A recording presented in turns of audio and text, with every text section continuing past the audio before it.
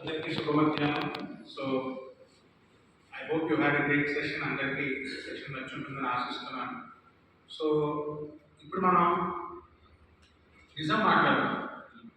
అయితే ఇందాక నాన్నగారు చెప్పినప్పుడు వాస్తవాలకి నిజానికి డిఫరెన్స్ అయింది. ఒక యాక్సిడెంట్ జరిగింది. ఆ యాక్సిడెంట్ అనేది వాస్తవం, కానీ ఒక్కొక్కరికి ఒక్కొక్క పర్సెప్షన్ ఉంటుంది. యాక్సిడెంట్లో ఇప్పుడు గుద్దిన వాడికి ఒక పర్సెప్షన్ ఉంటుంది, గుద్దుబడిన వాడికి ఒక పర్సెప్షన్ ఉంటుంది. అవన్నీ వాళ్ళ నిజాలు, ఒక్కొక్కరికి ఒక్కొక్క నిజం ఉంటుంది.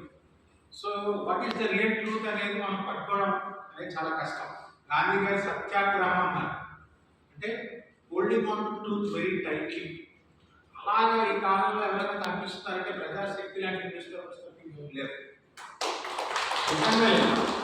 ఎందుకంటే నేను ఈనాడు చూసానంటే కంప్లీట్గా టీడీపీ ఫేవర్ న్యూస్ కనపడుతుంది, సాక్షి చూస్తే వైఎస్ఆర్సీపీ ఫేవర్ న్యూస్ కనపడుతుంది. ఒకవేళ సాక్షిలో టీడీపీని క్రిటిసైజ్ చేసిన కన్స్ట్రక్టివ్ క్రిటిసిజం అనేది నాకు కనపడదు. అలాగే ఈనాడు వైఎస్ఆర్సీపీని క్రిటిసైజ్ చేసిన కన్స్ట్రక్టివ్ క్రిటిసిజం అనేది వాడు బాగు కోసం మనం క్రిటిసైజ్ చేయాలి, కానీ వాడు నాశనం అయిపోవాలని మనం క్రిటిసైజ్ చేయాలి. That's the most important thing. అది నేను తెలుసుకున్నా. నేను ఎక్కువ ఇంగ్లీష్ జర్నలిజంలో ఉన్నా కూడా చాలా మంది ఇప్పుడు కూడా మీరు ఒకటి చెప్తాను, హిందూ న్యూస్ పేపర్ తీసుకున్నాము. హిందూ అనేది జనరల్గా అన్బయాస్డ్ న్యూస్ పేపర్ అనేది ఒక టాప్. సో అలాగా తెలుగులో మనకి అన్బయాస్డ్ న్యూస్ పేపర్ ఏదైనా ఉంది అంటే ప్రజాశక్తి. కానీ హిందూకి మంచి సర్క్యులేషన్ వచ్చింది, మంచి పాపులారిటీ వచ్చింది, ప్రజాశక్తికి ఎందుకు రావట్లేదు అనేది మనం ఆలోచిస్తే, అంటే నాన్నగారు చెప్పినట్టు అందరి దగ్గరికి వెళ్ళాలి, సర్క్యులేషన్ ఇవన్నీ. బట్ మనకి ఎందుకు అడ్వర్టైజ్మెంట్లు ఇవ్వాలి? మన ప్రజాశక్తి ఒక న్యూట్రల్ న్యూస్ పేపర్గా జనాల కోసం, for the people, by the people, of the people, మన డెమోక్రసీని అప్హోల్డ్ చేస్తున్నట్టుగా ఎన్జిఓ లాగా, ఒక హ్యూమన్ రైట్స్, యానిమల్ రైట్స్ నాన్నగారు ఒక యాక్టివిస్ట్ లాగా దాన్ని మనం న్యూస్ పేపర్ ముందుకు తీసుకెళ్ళగలిగితే, ప్రతి కంపెనీకి, ప్రతి ఇండస్ట్రీకి పబ్లిక్ రిలేషన్స్ ఆఫీసర్ ఉంటారు, తెలుసు కదా. సో ప్రతి కంపెనీలోనూ CSR, corporate social responsibility funds అని ఉంటాయి. ఆ ఫండ్స్ ద్వారా మన అడ్వర్టైజ్మెంట్స్ తెచ్చుకోవచ్చు. ఒకవేళ మనం నాట్ ఫర్ ప్రాఫిట్ అంటే నాన్ ప్రాఫిట్ ఎన్జిఓ దాన్ని మనం చూపించగలిగితే, ఆ news paper is an activism for the people అని మనం చూపించగలిగితే, we can get funds from companies as CSR. Public relations officers మనం అప్రోచ్ అయ్యి సిఎస్ఆర్ ఫండ్స్ మనం తెచ్చుకోవచ్చు. సో జనాల్ని మోటివేట్ చేసే, జనాలకి సెన్సిటైజ్ చేసే, జనాల్ని అవేర్నెస్ ఇచ్చే న్యూస్. ఇప్పుడు కోవిడ్ రిలేటెడ్గా న్యూస్. సో కోవిడ్ రిలేటెడ్గా మొన్న 2021 ఈ టైంలో ఏంటంటే మనం జనాలకు అవేర్నెస్ ఇస్తున్నాం. అవేర్నెస్ ఇవ్వడానికి వాళ్ళని ఫండ్ చేస్తారు, మనకి అడ్వర్టైజ్మెంట్స్ ఇస్తారు. అడ్వర్టైజ్మెంట్స్ కాకపోతే జనరల్గా కూడా ఫండ్ చేస్తారు. సో అలాగా మనం కంపెనీస్కి వెళ్ళాలి. ఇప్పుడు మీకు యుఎస్లో ఏంటంటే న్యూస్ పేపర్స్ గవర్నమెంట్ జనరల్గా సబ్సిడీస్ ఇచ్చిన లేకపోతే ఫండ్ చేసిన చాలా తక్కువ, వెరీ లిమిటెడ్. బట్ అక్కడ కంప్లీట్గా కమర్షియల్, ప్రైవేట్ అనమాట, ప్రైవేట్ ఎంటిటీస్ ఫండ్ చేస్తాయి. ఫండ్ చేయాలి అంటే మనం వాళ్ళ దగ్గరికి వెళ్ళాలి, కంపెనీస్ దగ్గరికి వెళ్ళాలి, వాళ్ళతో మాట్లాడాలి. మన news paper unique selling point, USP అనేది మనం చెప్పగలిగాం. What is our USP? మన యూనిక్ సెల్లింగ్ పాయింట్ ఏంటి? మనకి ఈనాటికి డిఫరెన్స్ ఏంటి? మనకి సాక్షికి డిఫరెన్స్ ఏంటి? What is our USP? ఆ యూఎస్పి కనుక మనం కంపెనీస్కి చెప్పగలిగితే వాళ్ళు మనల్ని ఫండ్ చేస్తారు. మీ అందరికీ తెలుసు, స్కిల్ డెవలప్మెంట్ ఇన్స్టిట్యూట్ అని పెట్టారు వైజాగ్లో. స్కిల్ డెవలప్మెంట్ ఇన్స్టిట్యూట్ ఏం చేస్తుంది? అప్స్కిల్ చేస్తుంది పిల్లలందరినీ. ఎవరైతే 10th కంప్లీట్ చేస్తారో వాళ్ళకి ఐటీ అయినా, డిగ్రీ అయినా చేసిన వాళ్ళకి, ఎవరికైతే అన్ఎంప్లాయిడ్ యూత్ ఉన్నారో వాళ్ళని అప్స్కిల్ చేసి వాళ్ళకి ఉద్యోగాలు తెప్పిస్తుంది. ఇది ఎవరి initiative? It's not a government initiative. Private organizations అన్ని కలిసి ఒక ఎంటర్ప్రైజ్గా ఫామ్ అయ్యి స్కిల్ డెవలప్మెంట్ ఇన్స్టిట్యూట్ స్టార్ట్ చేసి. సో అది ఎలాంటి ఫండ్స్? సిఎస్ఆర్. ప్రతి కంపెనీ, ప్రతి private organization, private entity corporate social responsibility funds అనేది రిలీజ్ చేయాలి. ఆ ఫండ్స్ మనం తెచ్చుకోగలిగితే 90% మనం గెలిచినట్టే. అప్పుడు మనం విలువల్ని కాంప్రమైజ్ అయ్యి న్యూస్ రాయాల్సిన అవసరం ఉంటుంది. సిఎస్ఆర్ ఫండ్స్ మనం తెచ్చుకోగలిగితే అది చాలా చాలా ఇంపార్టెంట్ అని నేను భావిస్తాను. దాంతో పాటు నిజంగా చెప్పాలంటే మనకి అమెరికా తర్వాత ప్రెస్ ఫ్రీడమ్ నిజంగా అంత ఉందంటే ఇండియాకే ఉంది. కానీ మనకి మన రైట్స్ తెలియదు. ఇంకోటి ఏంటంటే మెయిన్గా అంటే నేను అబ్జర్వ్ చేసింది ఏంటంటే మన జర్నలిస్టుల్లోనూ తెలుగు జర్నలిస్టుల్లోనూ ఇంగ్లీష్ జర్నలిస్టుల్లోనూ నేను చూసిన డిఫరెన్స్ ఏంటంటే ఇంగ్లీష్ జర్నలిస్టులు ఏంటంటే వాళ్ళు విపరీతంగా ప్రొఫెషనల్, ది అప్రోచ్ పీపుల్, వాళ్ళకి ఎలాంటి షైనెస్ లేదు. తెలుగు జర్నలిస్టులు ఏంటంటే కొంచెం మొహమాట పడతారు, ముందుకు వెళ్ళడానికి, అడగడానికి, మాట్లాడడానికి కొంచెం మొహమాట. ఇంగ్లీష్ జర్నలిస్టులు ఏంటంటే దూసుకెళ్ళిపోతారు. అందుకే ఎప్పుడు ఫస్ట్ వాళ్ళకే వస్తుంది. అడ్వర్టైజ్మెంట్ లేదా మీట్ అపాయింట్మెంట్ లేదా అన్ని ఫస్ట్ వాళ్ళకే ఎందుకు వస్తారో వాళ్ళు దూసుకెళ్ళిపోతారు. ఇంగ్లీష్లో 2 ముక్కలు గట్టి మాట్లాడతారు, వీళ్ళు ఇంప్రెస్ అయిపోయి ఏదో అనుకుని వెళ్ళిపోతారు. నిజంగా చెప్పాలంటే అక్కడ ఏమి ఉండదు, మనం రాసేదే వాస్తవం. కానీ ఆ దూసుకెళ్ళిపోయే గుణం కావాలి జర్నలిస్ట్, ఆ కాన్ఫిడెన్స్ అనేది వెరీ వెరీ ఇంపార్టెంట్. ఇప్పుడు జనరల్గా జర్నలిస్ట్కి కావాల్సింది ఎనీ పత్రికా విలేకరికి కావాల్సింది ఏంటంటే స్పీకింగ్, రైటింగ్. స్పీకింగ్ ఎందుకు? ఇంటర్వ్యూ కండక్ట్ చేయడానికి, కన్విన్స్ చేయడానికి, పర్సువేట్ చేయడానికి. Writing skills. ఇప్పుడు నేను రీసెంట్గా ఒక కార్నర్ స్టార్ట్ చేశాను. ఏంటంటే పోయిటిక్ జర్నలిజం అనేది ఒక కార్నర్ స్టార్ట్ చేశాను. పోయిటిక్ జర్నలిజం ఏంటంటే ఇప్పుడు రీసెంట్గా మనకి కోల్కతా కేసు జరిగింది.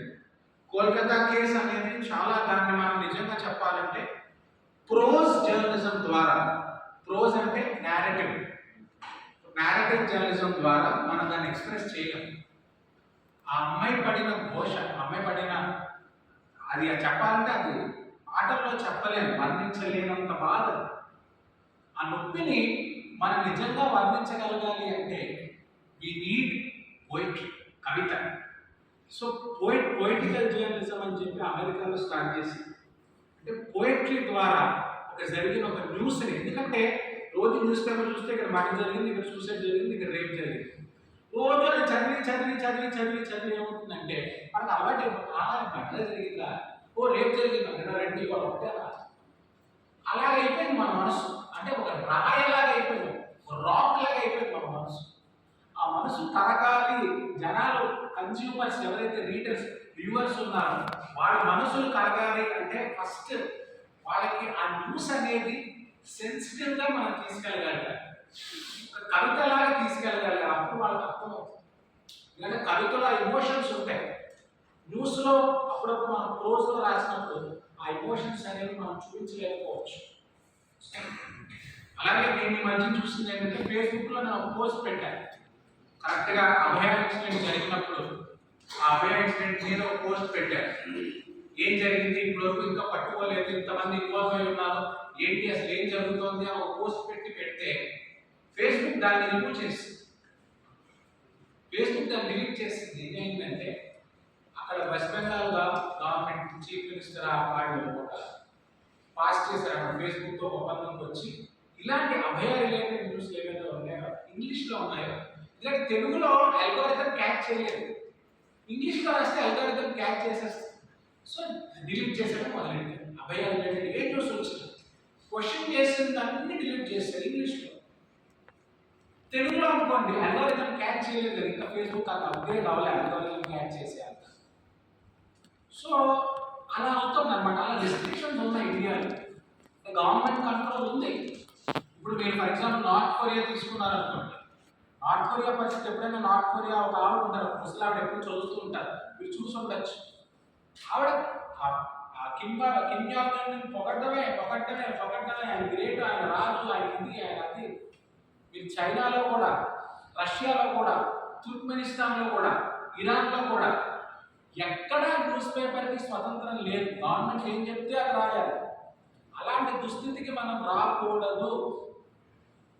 రాకూడదంటే దానికి మెయిన్ ప్రింట్ మీడియా ఒక్కటే చేయగలదు, ఎలక్ట్రానిక్ మీడియా వల్ల కూడా సాధ్యం కాదు.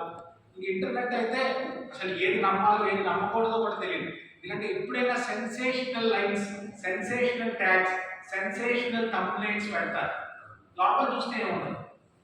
మీరు చూస్తే అవాక్ అవుతారని ఉంటుంది, లోపల చూస్తే ఏం అవాక్ అవుతుంది అలాగా. సో అంటే నేను చెప్పేది ఏంటంటే ఒక సాఫ్ట్ స్కిల్స్ ట్రైనర్గా అయినా, ఒక జర్నలిస్ట్గానైనా నేను చూసేది ఏంటంటే నేను అర్థం చేసుకున్నది ఏంటంటే దూసుకెళ్లే గుణం అనేది చాలా చాలా ఇంపార్టెంట్ జర్నలిస్ట్. మనము we should create our own employment. ఇప్పుడు మేము ఇంజనీరింగ్ పిల్లలు కూడా అదే చెప్తాం, బీ సెల్ఫ్ సఫిషియెంట్. మనందరం ఆంటర్ప్రినర్స్ అవ్వాలి. మనందరం ఒక బ్రాండ్ ఇమేజ్ని డెవలప్ చేసుకుని మనందరం ప్రతి మనిషి ఒక బ్రాండ్ అవ్వాలి. మనకి మనం ఒక బ్రాండ్ అవ్వగలిగితేనే ఆటోమేటిక్గా అందరినీ ఆకర్షించాలి. That is very very important. నిజంగా అంటే నేను ఇందాక మా నాన్నగారితో నేను మాట్లాడినప్పుడు, వాళ్ళ ప్రజాశక్తి న్యూస్ పేపర్ గురించి నేను మాట్లాడుతున్నప్పుడు నాన్నగారు నాకు చెప్పారు, అంటే మా తాతగారు లెఫ్టిస్ట్, వీరభద్రరావు గారు ఆయన లెఫ్టిస్ట్ అన్నమాట. ఆయన నిజంగా చెప్పాలంటే ఆ కాలంలో ఆ టైంలో ఏమైనా చెప్పకూడదు, మా వయసులందరికీ మా ఇంట్లోనే ఉండేవారు.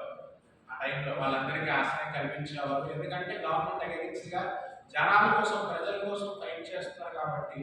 నిజంగా ఆ టైంలో మా తాతగారు అంటే మీకు ఎలా చెప్పాలంటే కొంతమంది వివక్ష వల్ల లెఫ్టిస్టులు అయితే, మాలాంటి కొంతమంది మూఢనమ్మకాలు విసిగెత్తిపోయి లెఫ్టిస్టులు.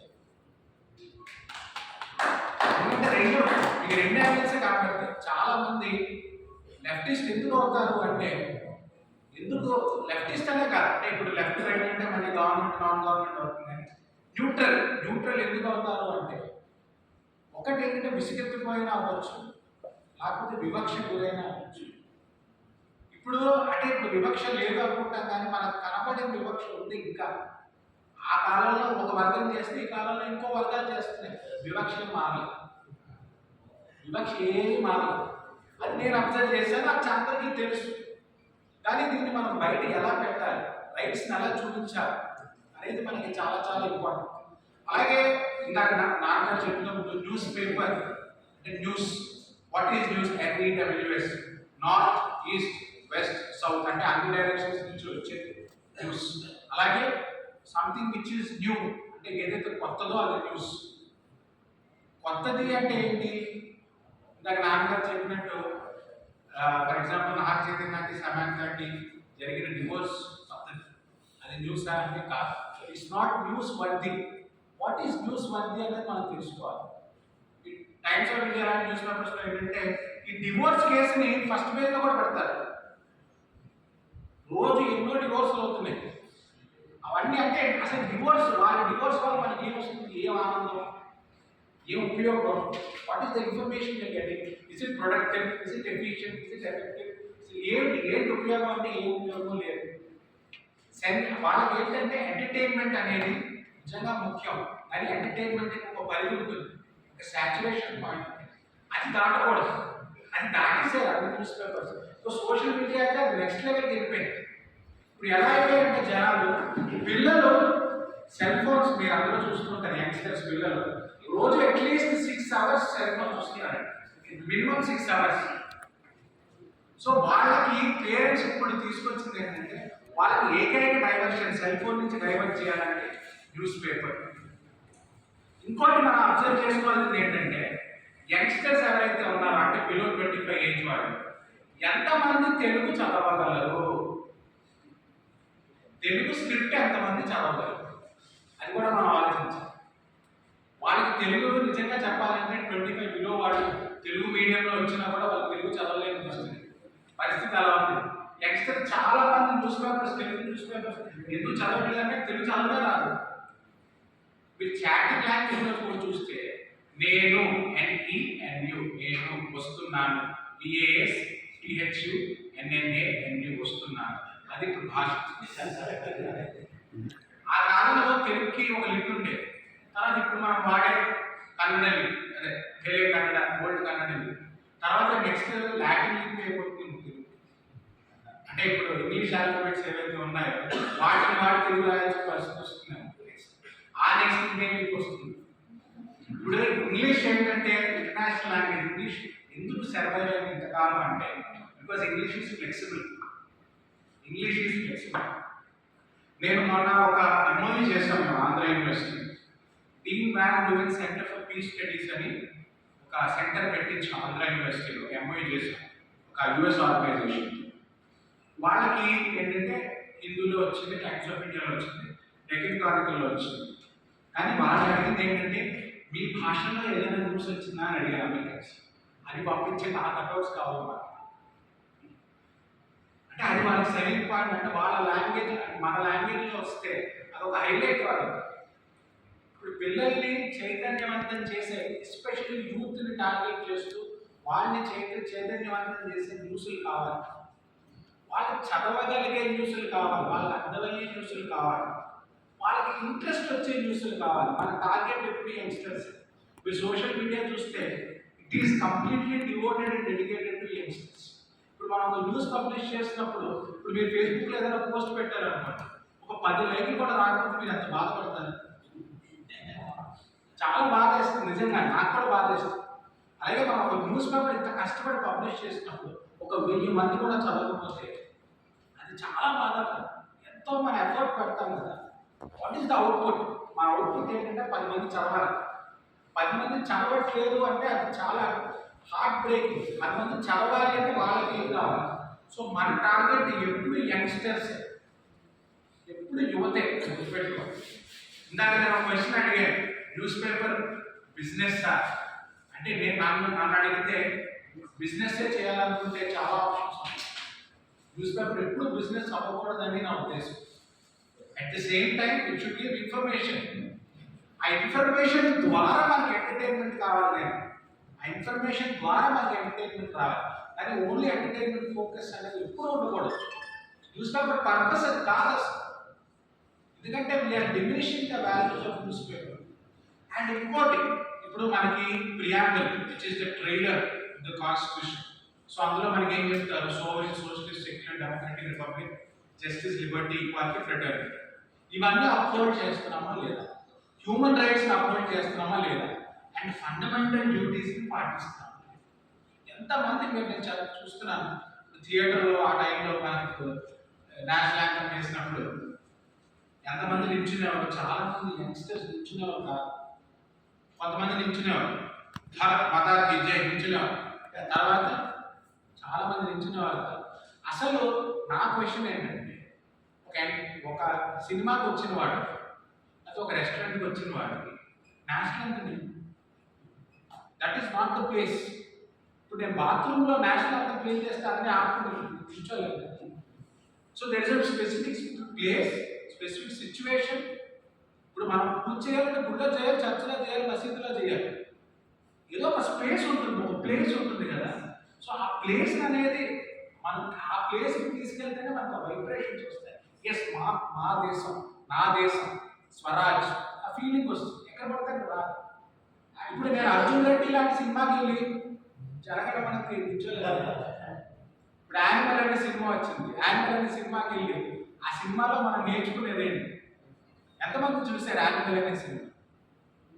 ఎవరు చూడలేదు. యానిమల్ అనే సినిమా చూడండి, ఎంత అంటే ఎంత దిగజారిపోతుందంటే మన సమాజం. ఆ సినిమా చూస్తే మీకు అర్థమవుతుంది. ఆ సినిమా మనం చూడాలి. ఎందుకు చూడాలి అంటే జనాలను ఎడ్యుకేట్ చేయడానికి. అది చాలా దారుణం. అలాంటి సినిమాలు కన్నీ అలాంటి సినిమాలే వస్తాయి. ఎంటర్టైన్మెంట్ అనేది ఉండొచ్చు, దానికి కూడా ఒక పరిధి ఉంటుంది. దాటిపోయి ఓటీటీ ప్లాట్ఫామ్లో అయితే ఇంకా చెప్పక్కర్లేదు, సినిమాలు మరీగా ఓపెన్ అయిపోయాయి. మనం నిజంగా కట్టడి చేయగలిగితే, దాని గురించి రాయగలిగితే. యానిమల్ సినిమా ఏంటంటే నిజంగా నేను చూసినప్పుడు ఒక అరగంట తర్వాత నేను చూడలేకపోయింది, సీరియస్గా చూడలేకపోయింది. ఏంట్రా బాబు, నాకు వెళ్ళిపోయి కాపేయాలి అనిపించింది. ఓటీటీలో చూసాను, థియేటర్కి వెళ్ళలేదు, ధైర్యం చేయాలి, డబ్బులు వేస్ట్. మీరు ఒక సినిమా థియేటర్ ఐనాక్స్కి వెళ్ళారు అనుకోండి, 1500 రూపీస్ అవుతుంది సినిమాతో పాటు పాప్కార్న్, సమోసాలు, ఇవి అని 1500తో మీరు హైదరాబాద్ వెళ్ళి అక్కడ ఏదైనా పనులు చేసుకుని ఆగే చార్మినార్ ఇవన్నీ చూసి రావచ్చు. అదే ఏదైనా ఇన్వెస్టిగేటివ్ జర్నలిజం ఏదైనా చేయొచ్చు, ఏదైనా తిరగచ్చు మీకు నచ్చిన ప్లేసెస్. 1500 పెట్టి ఒక సినిమా చూడాల్సిన అవసరం ఓటీటీ ప్లాట్ఫామ్లో సబ్స్క్రైబ్ చేస్తే వస్తుంది. కానీ ఇప్పుడు ఏంటంటే సినిమా మాధ్యమం అనేది చాలా స్ట్రాంగ్ మాధ్యమం. మీరు చూస్తే సినిమా యాక్టర్స్ ఎవరైతే ఉన్నారో, ప్రొటాగనిస్ట్, వాళ్ళు యువతకి హీరోలు అయిపోయారు. ఇప్పుడు హీరోలు అంటే అల్లూరి సీతారామరాజు అని అంటే రామ్ చరణ్ అంటారు. అల్లూరి సీతారామరాజు మీరు అర్థమైందంటే మీకు హీరో వర్షిప్ అంటే యాక్టర్ వర్షిప్. ఇప్పుడు యాక్టర్లే హీరోలు మనకి నిజమైన హీరోలు కనపడట్లేదు, నిజంగా కనపడట్లేదు, తెలియదు చాలా మంది.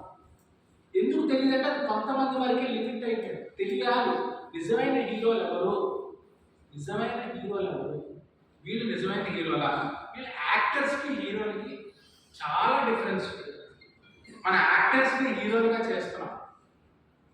కొంతమంది యాక్టర్స్ హీరోలు అవ్వచ్చు, కానీ అందరు యాక్టర్స్ హీరోలు కాదు. అందుకే హీరో హీరోయిన్ అనే పదాలు తీసేసి ప్రొటాగనిస్ట్ యాంటాగనిస్ట్ అనే పదాలు పెట్టారు. ఇంకా ముఖ్య పాత్ర పోషించేవాడిని ప్రొటాగనిస్ట్ అంటాం, పాజిటివ్ పాత్ర పోషించేవాడు. నెగిటివ్ పాత్ర ముఖ్య పాత్రలో యాంటాగనిస్ట్. అంతే తప్ప వీళ్ళు హీరోలు కాదు. వీళ్ళు హీరో వర్షిప్ మీరు చూస్తే సౌత్లో ఉన్నంత హీరో వర్షిప్ నార్త్లో లేదు. నార్త్లో ఉంది, కానీ సౌత్లో మరీ పిచ్చి. యువత ఏంటంటే అసలు ఇంకా ఆ టాపిక్ తప్ప ఇంకో టాపిక్కే లేదు. దేవరా ఇప్పుడు మనకి ఫర్ ఎగ్జాంపుల్ ఏదైనా ఇప్పుడు దేవరా సినిమా వచ్చినప్పుడు ఆ దేవరా సినిమా ఫస్ట్ 5 days నేను దేవరా సినిమా గురించి తప్ప యూట్యూబ్లో ఇంక ఏ న్యూస్ వినలేదు, ఏ న్యూస్ చూడలేదు. నా ఫీడ్లో కూడా అదే వచ్చింది. మనం ఒక్క వీడియో చూస్తే ఇంకా ఫీడ్ అంతా అవే అలాంటివే వస్తూ ఉంటాయి. ఫీడ్ అలా ఉంటుందన్నమాట. అలాగే మొన్న వాయనాడ్ ల్యాండ్ స్లైడ్ అయింది, ఎంతమంది చనిపోయారు అయిపోయి మర్చిపోయాం. ల్యాండ్ స్లైడ్ అయ్యింది, చాలా మంది భూస్థాపితం అయిపోయారు, వాళ్ళ గురించి డిస్కషనే లేదు. అభయ గురించి డిస్కషనే లేదు. దిశ చట్టం వచ్చింది, దిశ అంటే కూడా చాలా మంది తెలియదు. దిశ ఉంది ఒక యాప్ కదా అది అంటారు. దిశ ఎందుకు వచ్చింది, ఎక్కడి నుంచి స్టార్ట్ అయింది, నిర్భయ, ఇవన్నీ పేర్లు అయ్యాయి, కానీ ఫైనల్గా దీని అవుట్పుట్ ఏంటి, జనాల్లో మార్పు వచ్చిందా, రేప్ కేసులు తగ్గాయా, నిజంగా జనాల్లో మార్పు వచ్చిందా అంటే రాలేదు. పోలీస్ వ్యవస్థ ఎంత పెరిగినా వాళ్ళకి ఎంత, ఇప్పుడు మీరు సాగర్ నగర్ వైపు వెళ్ళినప్పుడు పోలీసులు విపరీతంగా కాసేస్తారు. ఏంటి drunk and drive test, helmet, ఇన్ని టెస్టింగ్ చేస్తున్నా ఎంతమంది పోలీసులు ఉన్నా హెల్మెట్ లేకుండానే వెళ్తారు, మందు కొట్టే వెళ్తారు. ఇప్పుడు అమెరికాలో మీరు చూస్తే అక్కడ ఫ్రీడమ్ ఉంది. అక్కడ కానీ ఎవరు చెత్తను రోడ్డు మీద పడేరు, ఎవరు రోడ్డు మీద ఉన్నారు, ఎవరు డ్రంక్ అండ్ డ్రైవ్ చేయరు, హెల్మెట్ లేకుండా ఎవరు వెళ్ళరు. వాళ్ళకి ఫ్రీడమ్ ఉంది, మనకి ఫ్రీడమ్ ఉంది. What is the difference? Responsibility. నిజంగా మనం పేట్రియాటిక్ అని చెప్పుకుంటాం, కానీ అమెరికన్స్ ఎక్కువ పేట్రియాటిక్. నిజంగా మన దేశాన్ని ప్రేమిస్తే మన దేశాన్ని ఆడిచి శుభ్రంగా చూసుకుంటాం. నేను స్వీడన్లో 1 year ఉన్నానండి. స్వీడన్లో 1 yearలో వాళ్ళ ఎన్వైరన్మెంట్ క్లైమేట్ చేంజ్ మాట్లాడేవాళ్ళు. ఎప్పుడు రోజు అక్కడ చూస్తే ఇంత శుభ్రంగా చెట్లు అన్నీ సూపర్గా ఉంటుంది ఎన్వైరన్మెంట్. వీళ్ళకి ఎన్వైరన్మెంట్ క్లైమేట్ చేంజ్ అంటే అసలు ఎక్కడ పొల్యూషన్ దాఖలాలే లేవనుకున్నాను. అలాంటిది మనం ఎంత మాట్లాడాలి. ఇప్పుడు నేను ఇక్కడి నుంచి వస్తున్నా, నేను ఎంబీపీ కాలనీ నుంచి ఇక్కడికి వస్తున్నప్పుడు మనకి ఇండస్ట్రియల్ కారిడార్ నుంచి వస్తున్నాను, ఎంత పొల్యూషన్. ఇక్కడ మనకి ఆల్మోస్ట్ ఎన్టీపీసీ ఏరియాలో ఆల్మోస్ట్ మంత్కి ఒక యాక్సిడెంట్. అంటే సేఫ్టీ ప్రికాషన్సే లేవు. బాధ్యత, రెస్పాన్సిబిలిటీ అనేది మనకి వెస్టర్నర్స్కి ఉన్నంత డిఫరెన్స్. ఇప్పుడు ఇక్కడ ఉన్నవాడే వైజాగ్లో ఉంటాడు, వైజాగ్లో పుడతాడు, వైజాగ్లో ఉండుతాడు, వైజాగ్లో